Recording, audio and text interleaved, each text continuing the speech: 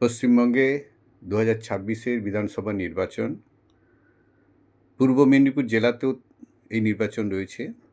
বিভিন্ন জেলা জুড়ে ভোটারদের মনোবল বাড়ানোর জন্য একদিকে যেমন রাজ্য পুলিশ রয়েছে, অন্যদিকে কেন্দ্রীয় বাহিনী, তারা বিভিন্ন ধরনের মানুষের বিশ্বাস অর্জনের চেষ্টা করছে, নির্ভয়ে ভোট দেওয়ার আবেদন করছেন।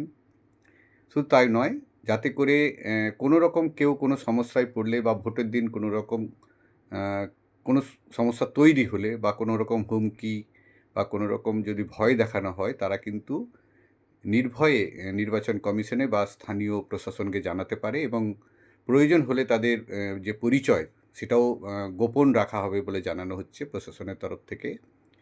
আমরা জানি যে পশ্চিমবঙ্গে এইবারে কিন্তু বেশ কিছু জায়গায় সিআরপিএফ বা কেন্দ্রীয় বাহিনীদের যে সাঁজোয়া গাড়ি তা কিন্তু এসেছে এবং পশ্চিমবঙ্গের বিভিন্ন জেলাতেই আমরা দেখতে পাচ্ছি যে সাঁজোয়া গাড়ি নিয়ে স্থানীয় যে সমস্ত প্রশাসন রয়েছে তাদেরকে নিয়ে কেন্দ্রীয় বাহিনী তারা এলাকায় টহল দিচ্ছে।